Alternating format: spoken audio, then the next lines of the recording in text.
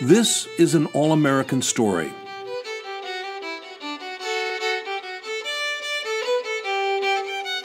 It touches on all of our nation's favorite themes: rags to riches, industry and might, hard work and enterprise, immigration and diversity. It's also about the oppressed and their oppressors, deception and disappointment, stubbornness and ego, indenture and enslavement. But most of all, it's about innovation, resourcefulness, determination, westward expansion. In 1714, when Germanna was founded, it was the westernmost settlement in the British Empire, and it was all German-speaking. Yeah. Mm-hmm. Yeah, well, I've always said it's one of the most significant sites in the state of Virginia, archaeological sites. There were Indians, African slaves, Scotsmen, Englishmen, all in close proximity to one another at a very early date in America, in the westernmost settlement of Britain's North American colonies. And so in that sense, it was really like America in embryo. This is Germanna, America in embryo.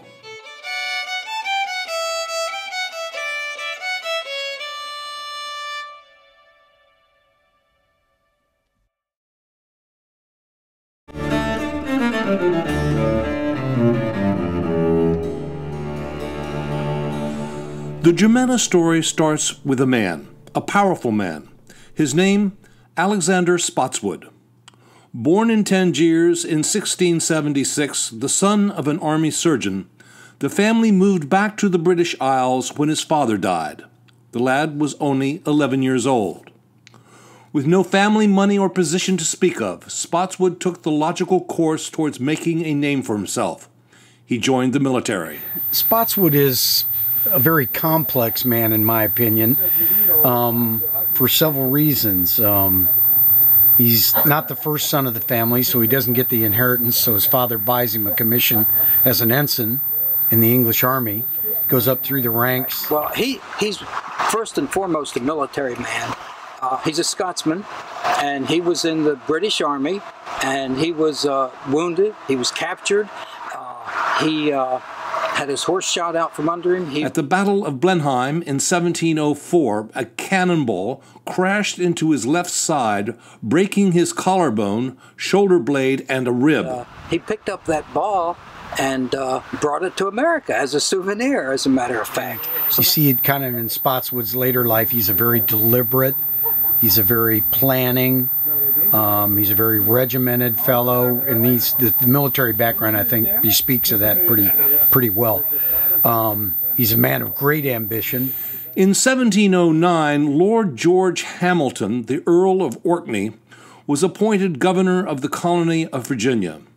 But in those days, the governor wouldn't actually travel to such a distant backwater. He sent a lieutenant instead. Spotswood got the nod, arriving at Williamsburg in June of 1710, where he ran into some local resistance.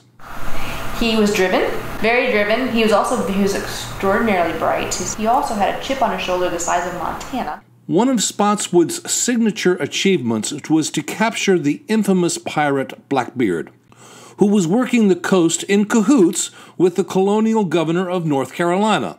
Never mind that it wasn't his bailiwick. Spotswood paid out of his own pocket to send 2 sloops to his neighboring colony to the south. With all the elements of a Hollywood blockbuster, Blackbeard was captured and killed in hand-to-hand combat, most of his crew hanged, and Blackbeard's head hung from a pole at Hampton Roads. Reading about him, I admire him, but I wouldn't, as I would say in the tours, I wouldn't want him living next door to me. I wouldn't want him to marry my daughter or anything like that. But he was kind of he was just a go-getter. He was very exuberant, very aggressive, and he knew what he wanted, and he got what he wanted. To his credit, Alexander Spotswood identified and acted upon 3 key issues that would benefit both the colony and the crown. One was tobacco market and production regulation. Another, the development of iron ore and silver. And the third, the pressing need to get the British colonists out of the tidewater and drive west. Spotswood responded to this need by establishing two frontier forts, one a trading post in today's Brunswick County near the Carolina line, the other a settlement on the Rapidan River in today's Orange County, Virginia, above the falls of the Rappahannock. For the first 100 years, the English were really stuck on the beaches, and they didn't get much further than the fall line. And so when Alexander Spotswood came here, he saw that there was a threat of the French connecting up forts, which he called a communication, down along the Mississippi up into the Great Lakes. And so he thought it was just critical for English civilization to move west and to populate the interior of Virginia with armed Protestant families. And it didn't matter if they were English or German. And so by planting Germanna up here well above the fall line, it created kind of a pull of English colonization up to the point of Germanna and then over that.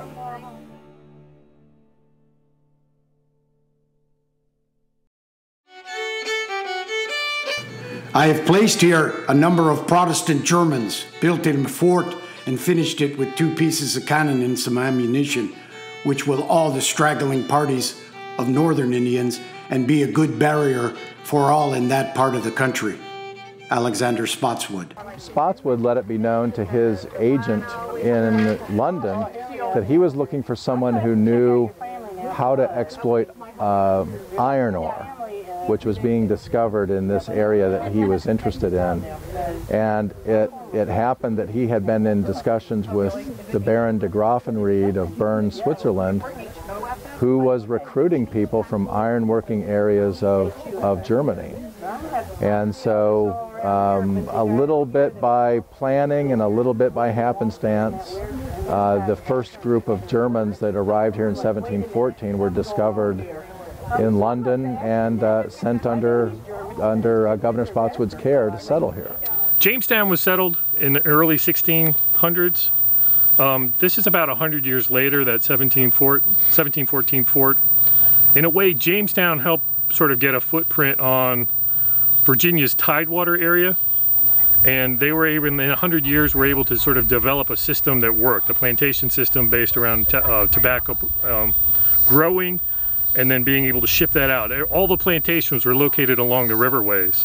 Well, 100 years on, that land was starting to fill up, even though there weren't very many people still here in Virginia, but it was starting to fill up. The Piedmont was sort of a next possible step. The fort was sort of our next step into that Piedmont. So Spotswood is sort of moving us beyond what the Tidewater early Virginia colony was. So in a way, this is kind of the beginnings of the second 100 years of Virginia's existence. They probably came by boat up to what is now Fredericksburg, and then overland to Germanna. And so 12 families, 42 men, women, and children, including their 72-year-old pastor, followed a path hacked through the forest from below the falls of the Rappahannock River. There's nothing in 1714. I mean, literally nothing. The colonists, actually, Germanna colonists, actually had to carve their own road to get here. Then they arrived in this, literally a wilderness at that time. It's not theoretical. I mean, there's nothing here. And then they had to, with them, drag 2 cannons, basically, across, as they created their own road to get out here. When they got here, they had to build their own homes, they had to build their fort, they had to plant crops, they had to learn how to live. Where the closest people to them were about 30 miles away. It was the closest town. Imagine this as an old-growth virgin forest. And it's going to be that way from this point, actually from the Rappahannock River at Wood's Landing, known today as Fredericksburg, all the way out as far as you can see west. Okay? These are mammoth trees. These are old, this is the stuff that some of us never see in our entire lifetimes. Okay? So that's how you have to imagine this place. Germanna Fort is basically cut out of a spot in the middle of all of that. We learn much of what happened here from the diary of John Fontaine, a French Huguenot born in Ireland and now traveling in the New World. He had managed to befriend Alexander Spotswood and came to visit Germanna in 1715. We walked about the town, which is palisaded with stakes stuck in the ground, and laid close the one to the other, and of substance to bear out a musket shot. There are but 9 families, and they have 9 houses, built all in a line. And before every house, about 20 feet distant from it, they have small sheds built for their hogs and hens, so that the hog sties and houses make a street. The place that is paled in is a pentagon, very regularly laid out, and in the very center there is a blockhouse, made with 5 sides, which answer to the 5 sides of the great enclosure. There are loopholes through it from which you may see all the sides of the enclosure. There is intended for a retreat for the people in case they were not able to defend the palisados if attacked by the Indians. They use of this blockhouse for divine service. They go to prayers constantly once a day and have 2 sermons a Sunday. We went to hear them perform their service, which was done in their own language which we did not understand, but they seemed to be very devout and sing the Psalms very well. The Germans live very miserably. Life here in the New World was a far cry from their homeland in the Siegen region of Germany. Now their priorities had changed from mining and metalworking to basic survival. Although the Indians in this part of Virginia had mostly moved west, these original German families, with their tiny outpost at the edge of nowhere, were the vanguard, a Protestant wedge that the British could drive between 2 Catholic superpowers, France and Spain. A second wave arrived in 1717. This was a group of mostly Lutherans who were deceived and diverted from their intended destination in Pennsylvania to come work for Spotswood in the wilderness. These were millers, teachers, farmers, blacksmiths, carpenters, and other craftspeople. Their terms of indenture were not clear. The first group that arrived, the Reformed people, they left by about 1720 to what is now southern Fauquier in an area called Germantown, which was kind of a rectangle, about 1,920 acres. And they lived there for some time and then went west. Their descendants are found throughout the Ohio River Valley and points west. The Lutherans who arrived in 1717, they left a little bit later, 1722, 1724, somewhere around there, to move up into the Robinson River Valley in what is now Madison County. And probably just about anybody who is in Madison County who has been there for more than 2 generations is probably a Germanna descendant.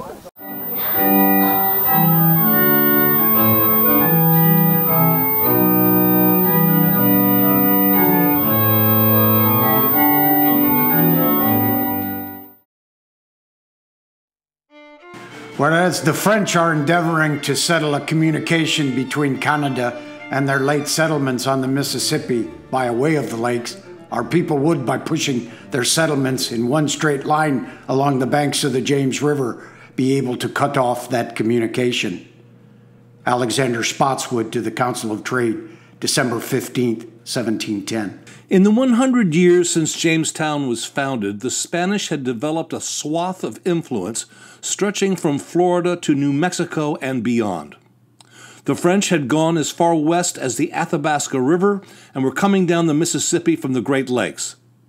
The British, meanwhile, had barely moved inland, still terrified from the 1622 Indian massacre that had taken out 1/3 of their population. In late August of 1716, Alexander Spotswood traveled from Williamsburg to his outpost at Germanna. From there, he launched an historic expedition. This was by no means the first time that Europeans had looked beyond those blue mountains to the west, but it did attract the most attention. And this was something that was planned by Governor Spotswood. He was, I think, dissatisfied with the amount of settlement that was going on in this part of Virginia, and so the way you solve that problem is you get your richest and most powerful friends together and go on an exploration expedition fortified by many varieties of alcohol. and with the prospect of going over to the Blue Ridge and seeing what was on the other side. Along the way, all of these men, we think that the party was approximately 62 people, would look at the countryside and think, is this where they would like to invest, where they might want to reseat their families, or where they might want to settle other families? It's an adventure, first probably and foremost. It's a chance to get all of my gentlemen friends to come along with the entourage of manservants, etc., etc. A few Menhaden Indians as guides. We don't know what to expect. We could run into Indians. These guides, as well as just being Indians or savages, as they're referred to in the 18th century, they could be just the reason, if we do run into foe, as far as the Indian population, they may be just the ones to quell everything down and give us a peaceful passage, okay? We've also got some Virginia Rangers. He wants to check the French. That's always a good excuse.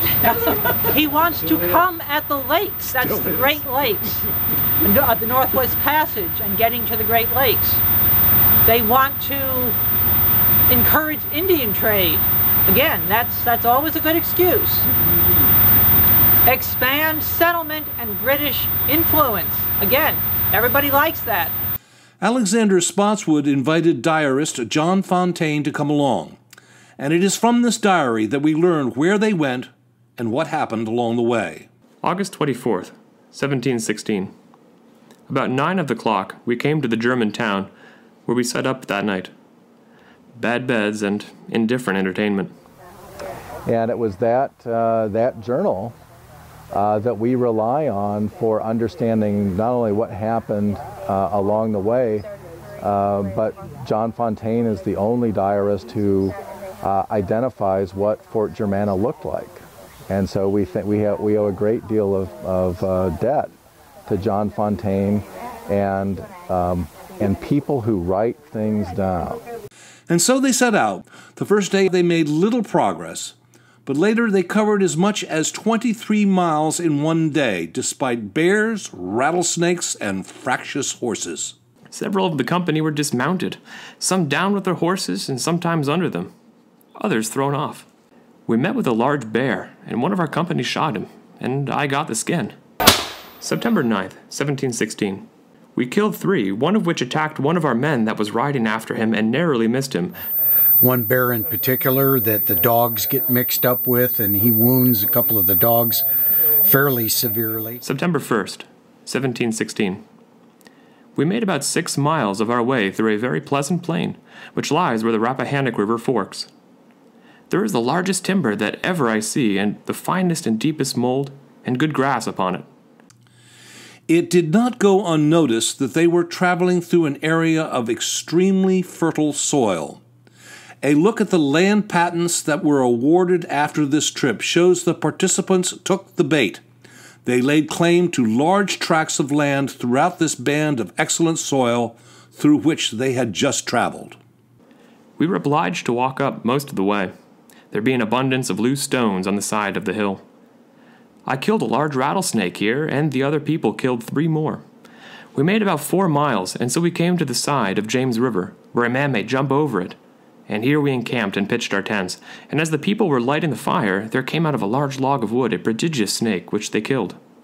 It was at this point in the expedition that they crossed from the Rapidan River basin into the James River basin. References to being at the headwaters of the James River are only partially wrong, because the stream they now followed, Swift Run, is in the Rivanna watershed, which is indeed a tributary of the James. September 5th, 1716. About 1 of the clock, we came to the top of the mountain, which is about 4.5 miles, and came to the very head spring of James River, where it runs no bigger than a man's arm, from under a large stone. We drunk King George's health here, and all the royal family. This is the very top of the Appalachian Mountains. About a musket shot from this spring, there's another which rises and runs down the other side. It goes westward. From there, they descended westward to the Shenandoah River, near today's Elkton, Virginia. We found some trees which had been formerly marked, I suppose, by the northern Indians, and followed those trees and found a good safe descent. Several of the company were for returning, but the governor persuaded them to continue on. About 5, we were down on the other side and continued our way for about 7 miles further until we came to a large river where we encamped by the side of it. We see, when we were over the mountains, the feeding of several elks and buffaloes and their beds. Now, one of the neatest things they come about is when they get up to Swift Run Gap, they look down and they're a little bit surprised because they see a lot of grassland, or they called savannas at that time, okay? Well, they just didn't, this grassland just didn't happen out in the middle of this area. The Indians, for centuries, had been burning that area off, so, dare I say, the eastern strain of buffalo would graze there so they could use them for their own purposes. And there were buffalo here in Virginia. If you go to Buffalo Gap, Virginia, or Elk Lick, or Big Lick, which is now Roanoke, Virginia, you see all these names. Well, there was buffalo here in Virginia until 1790. To the Queen! And now the toasting could begin in earnest. My turn? Yes, your turn. To the Queen's cat! September 6, 1716. After dinner, we got the men all together and loaded all their arms, and we drank the king's health in champagne and fired a volley, the prince's health in burgundy and fired a volley, and all the rest of the royal family in claret and a volley. We drank the governor's health and fired another volley. We had several sorts of liquors, namely Virginia red wine and white wine, Irish whiskaba, brandy, shrub, 2 sorts of rum, champagne, canary, cherry punch, cider, water, etc. Many years later, the expedition participants became known as the Knights of the Golden Horseshoe, the legend being that each knight was given an emerald-encrusted gold pin in the shape of a horseshoe, and that a golden horseshoe was embedded in a rock at Swift Run Gap. It has never been found, probably because it doesn't exist, the legend being amplified by 19th century Romanticism. Nevertheless, the name stuck, and the expedition has rightfully become a symbol of that quintessentially American trait, to go west, young man, go west.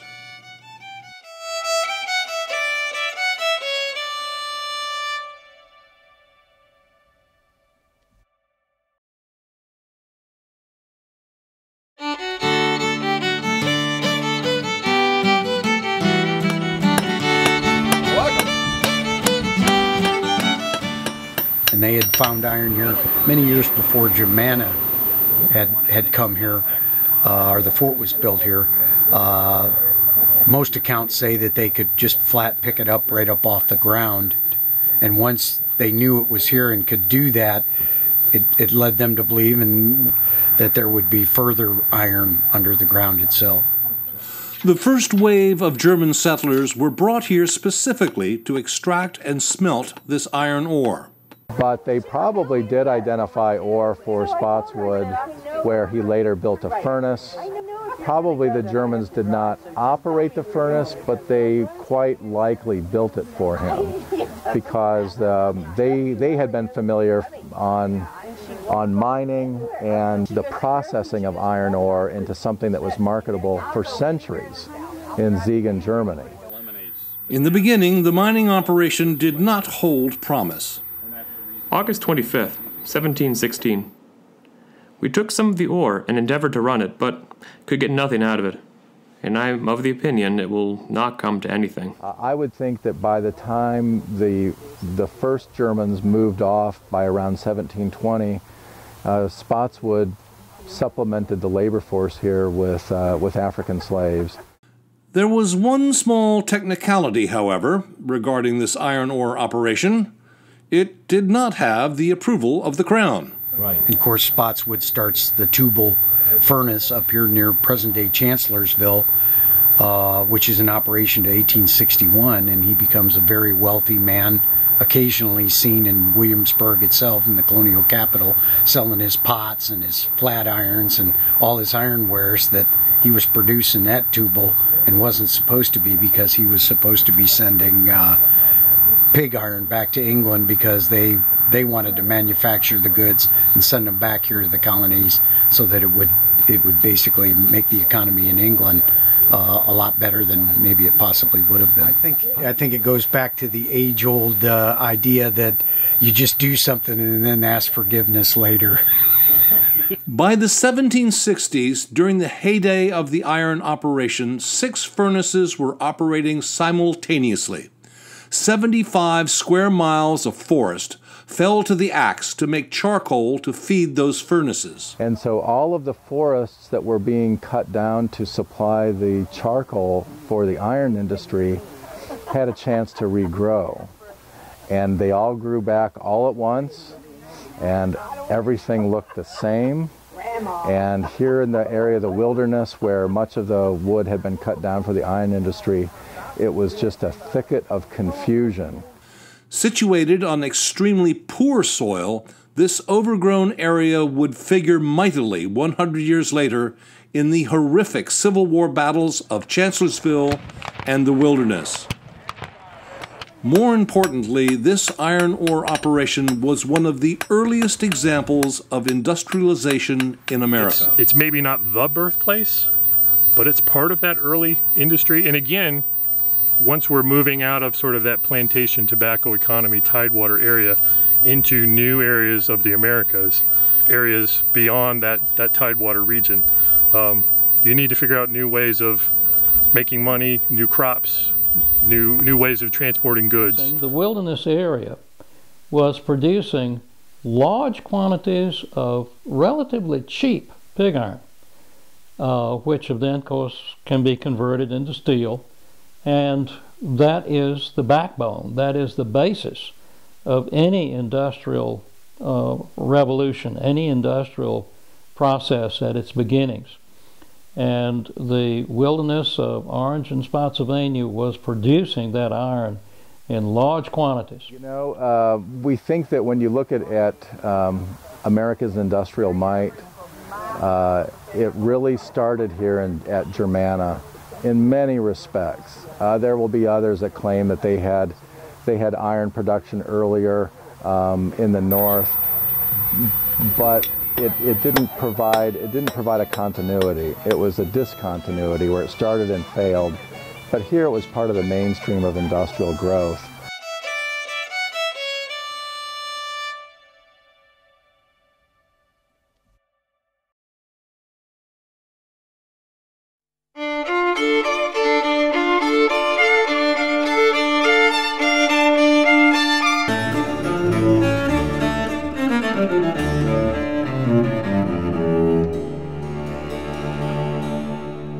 When Alexander Spotswood first came to Williamsburg in 1710, he wasted no time completing construction of the governor's palace. He also built the jail, courthouse, and powder magazine. And he repaired and redesigned the fire-damaged Wren building. You know, he was governed by geometry, led by geometry, and so you see these buildings like the magazine, Bruton Parish, the rehabbing of the Wren building after it had burned several years earlier. At Germanna, Spotswood began construction on what may be the first large-scale, privately owned Georgian mansion in America. Completed in the early 1720s, this veritable palace was 20 miles away from the closest settlement.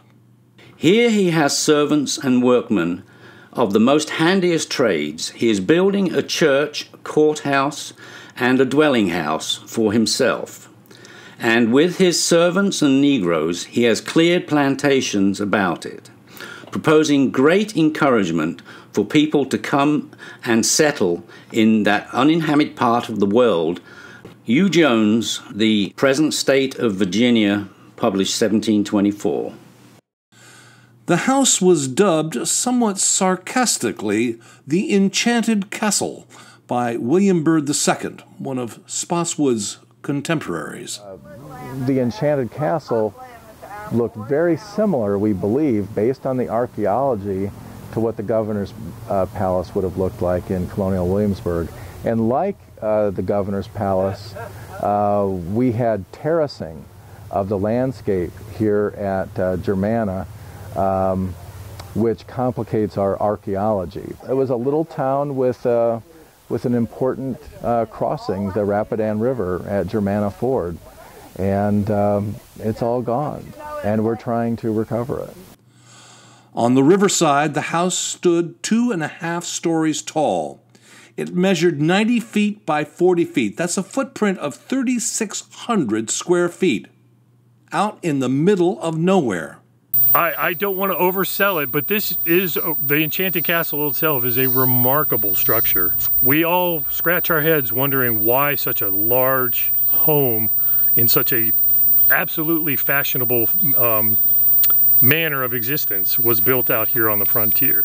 It was completely unique. So what they had was they had basically an interior of stone, and then the places it looked like where they wanted it to look like the typical English Georgian mansion, they had a brick veneer. So it was actually built with stone, but then there was brick veneer so that would look like Spotswood wanted it to look, but it was built totally different. It's huge. I mean, that's the thing, is that there's just so much. I mean, all the features are all still there. Beyond the main structure stood 2 outbuildings, one 36 by 22, the other measuring 20 by 20. There was even a tunnel that archaeologists later learned did not provide an escape route to the river, but accessed a cistern instead. Today, we as archaeologists sometimes ask a little bit different questions than we asked 30 years ago. Now, we kind of are interested in the yard spaces around homes like this, big homes. These houses didn't operate by themselves. They had all kinds of outbuildings and dependencies and people who supplied the house and kept it going. So these were really parts of a greater system. Well, today we're actually trying to branch away from the house and learn a little bit more about what kind of system supported this house. What were the working people doing anyway? A large concentration of broken off pipe stems found outside a back door tells a familiar story even today. Servants stealing a smoke outdoors and away from the prying eyes of the owner. By 1722, Spotswood's relationship with some of the Williamsburg circle of shakers and movers had pretty much run its course. Replaced as lieutenant governor by Hugh Drysdale, Spotswood feuded with William Fitzhugh II and William Byrd II. They resented Spotswood, calling him arrogant, and Spotswood resented them, referring to the locals as a Catiline crew of malcontents. In 1724, Spotswood decided to go to England to settle some business affairs. He left a caretaker in charge of 83,000 acres, 57 plantations, 625 cattle, 73 horses, numerous roads, ferries, bridges, and orchards. As the saying goes, when the cat's away, the mice will play. Take, for example, the story of Mary Peel. And then there was the incident involving the Saponi Indian known as Sawney, standing stark naked and roaring drunk in the main road through Germanna. And he had been given some letters to deliver to the current governor. He was supposed to go to Williamsburg and deliver these letters, and they gave him some money for his trouble. He promptly went out and bought rum. Yeah, he was dead drunk on rum. He threw away the letters. As far as he said, Spotswood was the only good governor the Virginia colony had, and the current governor could kiss his arse.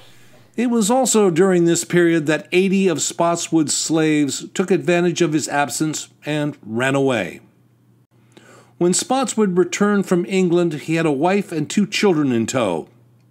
He had also secured an appointment as Postmaster General, effectively bringing the southern colonies into the postal system.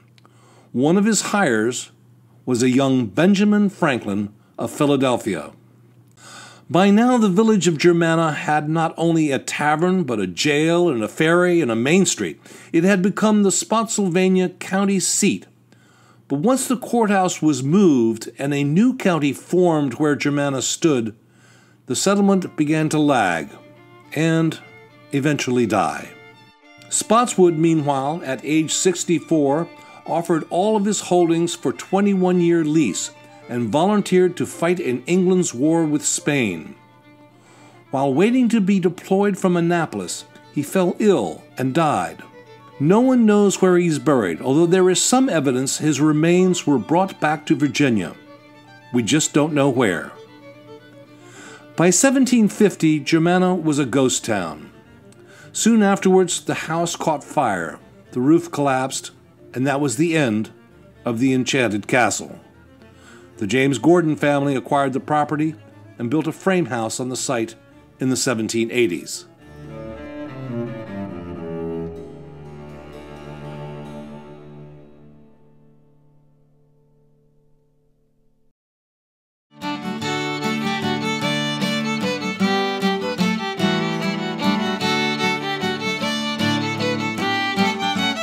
From the second half of the 18th century through the mid-20th century, the Germanna story slipped into obscurity, with one exception being the romanticization of the Knights of the Golden Horseshoe.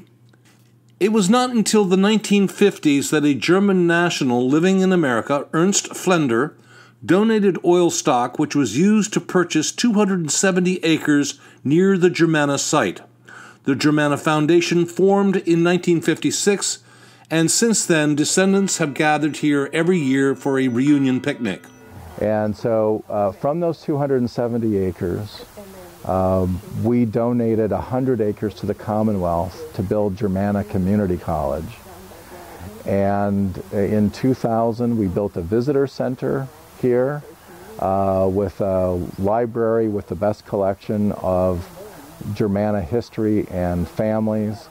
At first, the Germanna Foundation was unable to purchase the 62 acres on which the old fort and the Enchanted Castle were located. A group of individuals, among them Randolph Grimes and Doug Sanford, as well as the Orange County Historical Society, stepped in. Well, first of all, this site was threatened. There was concern that it was going to be destroyed as the Spotswood Estates community was developed. Archaeologists told the property owner at the time, the developer at the time, that there's this important house on the site, the Enchanted Castle, and he allowed them to come in and do what we call salvage archaeology, to try and find as much information as they could in a quick period of time. And during that time, they were able to uncover the foundations, the footprint of most of the Enchanted Castle at that point. It was significant enough. More people got interested. Elizabeth Snyder with the Historic Gordonsville Incorporated consolidated enough loans and funds to be able to buy up 5 of the properties that today have saved this entire area.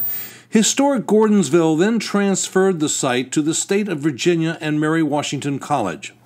And in 2013, we acquired the 62-acre archaeological site of where Fort Germanna is located.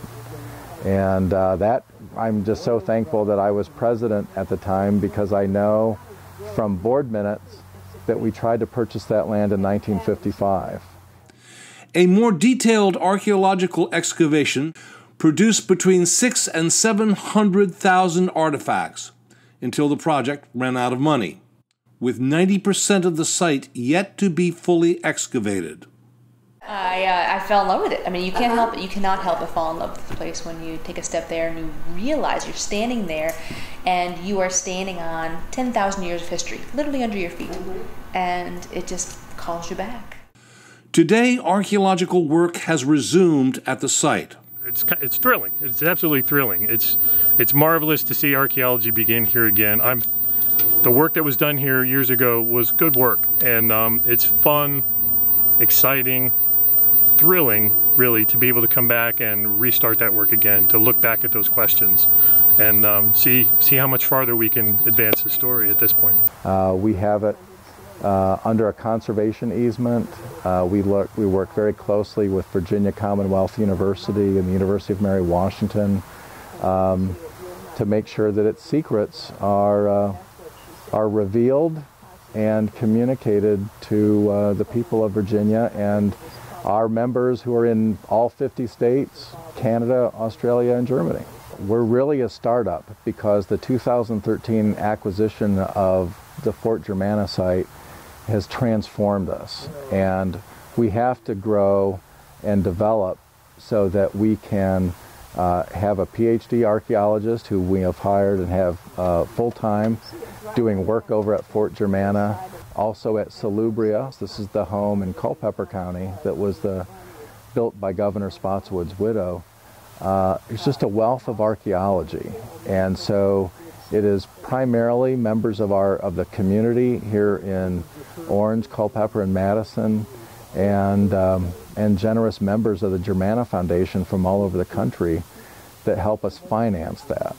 And it's an annual thing, so if you've given recently, please give again, because our only product that we can sell is knowledge and gratitude of having lived in America for 300 years. Another important ongoing story concerns today's descendants of the original German families who settled here.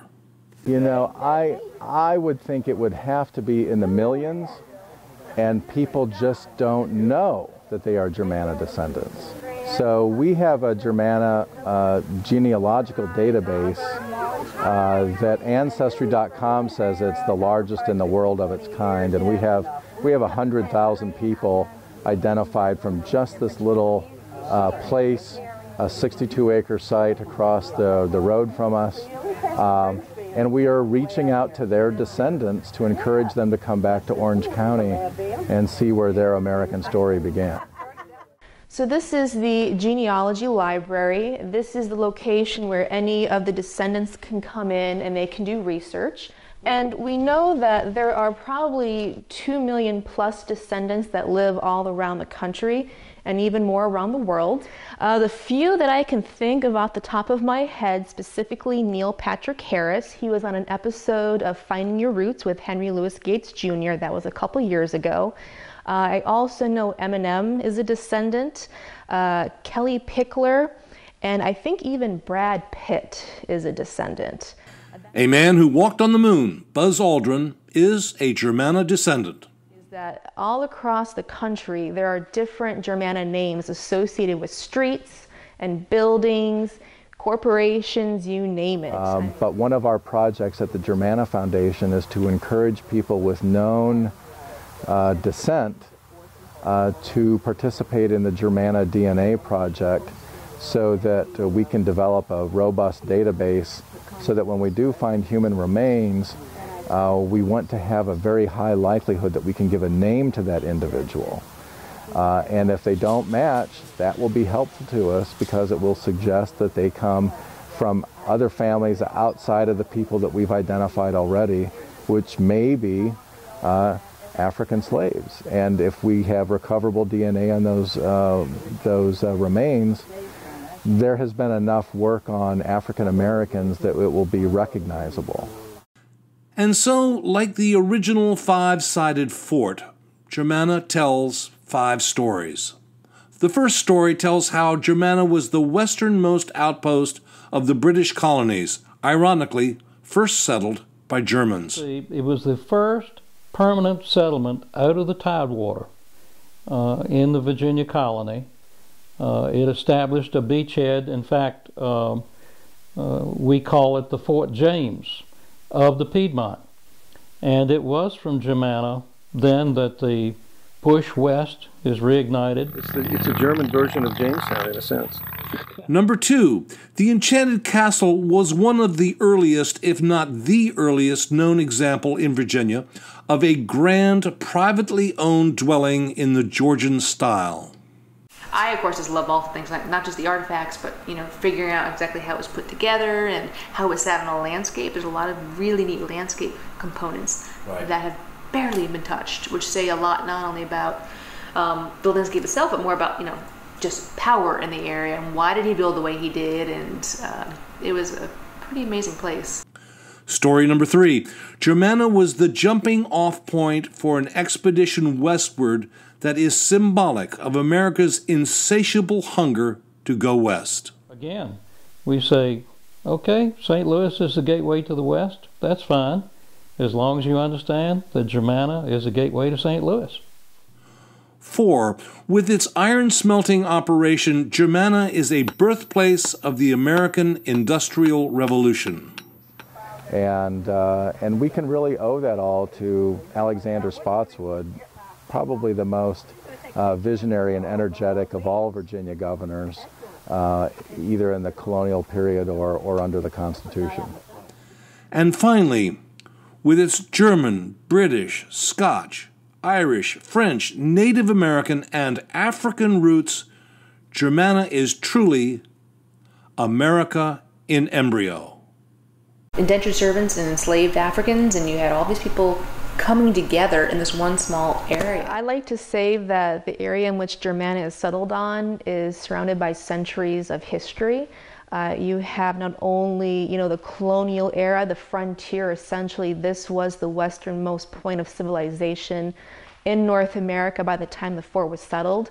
But you also have Revolutionary War history. You have Civil War history. We have Germanna Ford right here, just a few yards away. And then we have the modern day. We have all the descendants who still come here since the 1940s, when the picnics and gatherings began. So I think it is safe to say that America in embryo, we have a lot of history here, and it's going to continue on. It's another nationality coming in. It's the first settlement, and we're just sort of a multicultural nation. And there each one of these chapters have something to say about it. Our hope is that we will join a pantheon of Jamestown, Williamsburg, and Germanna. And we really think that Germanna would have been more recognized had it not been primarily a German settlement. And I think that nothing moves a person by actually walking the actual site and seeing things that people would have seen with their own eyes 300 years earlier. And so we think that in the next 300 years, we hope that the contributions of people that we see here very early at Germanna, Scottish, Germans, Africans, American Indians, will be recognized and appreciated.